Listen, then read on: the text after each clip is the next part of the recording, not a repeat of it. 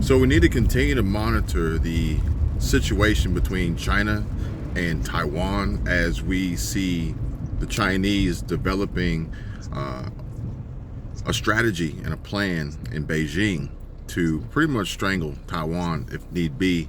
And this is all developing after Pelosi's recent visit, the unwelcome visit, according to China.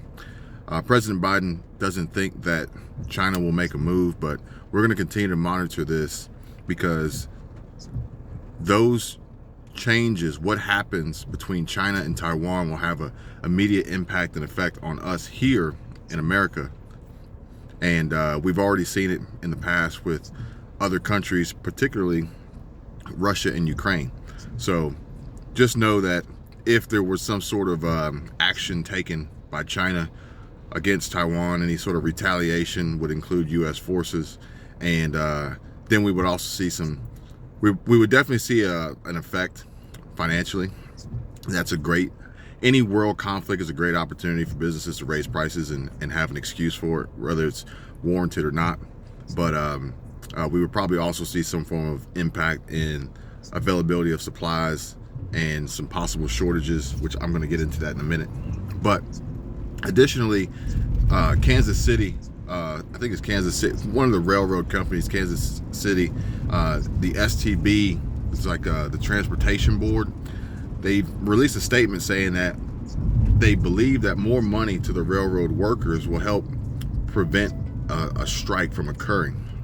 And I mean, I guess that's pretty blanket statement, pretty easy to understand and side with. Obviously, if there's a strike, more than likely it's going to be tied to the financial component and money.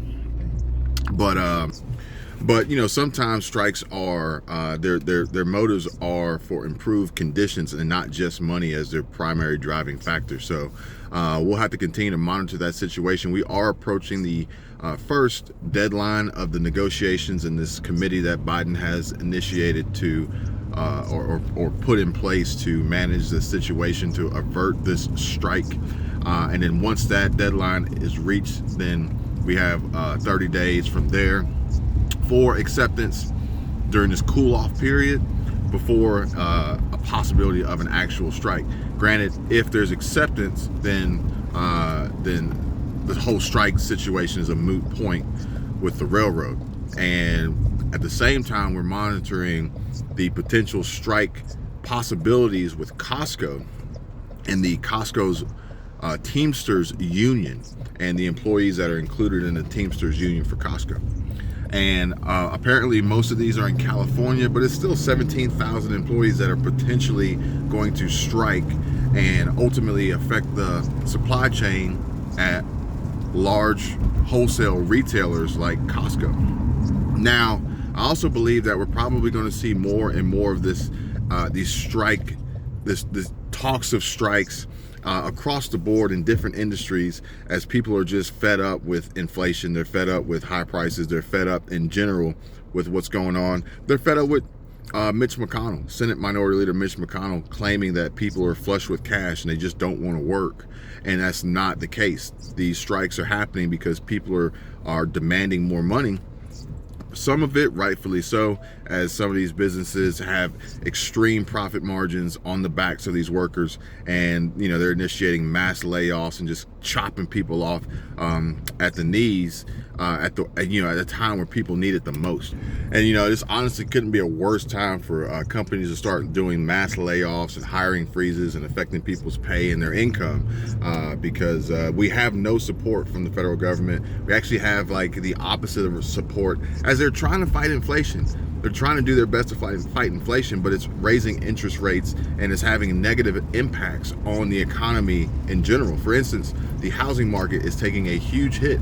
And we actually spoke to our realtor team yesterday, and they reminded us, or at least informed us, they reminded us of how we chose the absolute best time to sell, and informed us how the market has changed drastically since then, and how new homes being put on the market, listed with fair pricing, are now sitting. They're sitting very few showings, no offers, no bidding wars, no cash offers, no over asking offers. The housing market bubble seems like it is about to maybe deflate, maybe not pop, but maybe this bubble is going to deflate. And you know, the Fed is trying to do their best to fight inflation and make it so that things are more affordable for Americans, the hardworking, middle class, working class, poor, you know, Americans that are at and or below the poverty line, those that are in the Alice category. And there is pain in this process, but with doing that, then businesses are feeling some of this pain too, which forces them to make decisions which ultimately will affect employees, employment status, pay. Even though we have, according to some reports, the best job market in history, lowest unemployment rate in I think it was like 50 years, something crazy like that. But I think that those numbers are a little fudged just a little bit to make it seem like the current administration is doing a great job for our economy. But that's neither here nor there. At the same time, reports of food shortages occurring again. Now, granted, I don't think they're widespread. I think they're isolated in particular foods and particular ingredients and particular stores and cities and locations. But we are getting reports of some food shortages hitting again.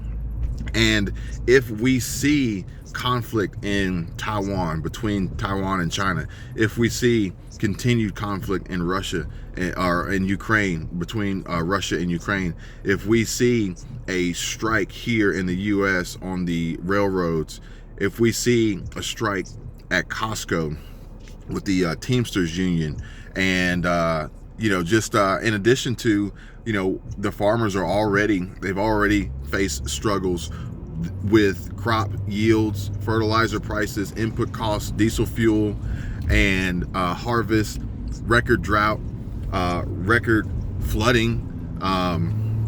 You know, we still have these issues in the western half of the United States, Lake Mead, Lake Powell. You know, California is trying to basically make it so that people can't use water without, you know, and then if they did, it would be at extreme costs. AB5 keeping truckers, you know, owner-operator truckers off the road, basically further hampering our supply chain and these reefer trucks and delivering food. So we are sitting at the cusp right now of a major change, and we have so many different crises going on at the same time. But I do feel like we need to monitor what's going on between China and Taiwan, because that's gonna push this one direction or the other between, you know, and decide basically, you know, what's our next big problem that we're going to face. And you know, and in China also, they have issues on their end as far as some of the unscrupulous and almost it's like a Ponzi scheme type investments in real estate that is going to potentially crash their entire economy, on top of some efforts that they were putting in place for the last several years of controlling their population, coming back to kind of bite them in the butt. So all these are in the works, and we're waiting to see how these pan out. I'm going to keep my eyes open and ears open and bring you guys as much information, as many updates as possible, so that you guys can be better prepared for the SHTF that is pretty much just boiling over in this dumpster fire of an economy that we have right now, and all this craziness and turmoil that's going on around the world that ultimately kind of like boils back down and centers here on us and hits our bank accounts, hits our wallets, hits our stocks, our portfolios. You know, all the stock, you know, some stocks are up. We've seen some rebounds, but you know, most portfolios are still taking a hit. And again, like the real estate market is struggling. It's struggling. People are afraid. They're concerned.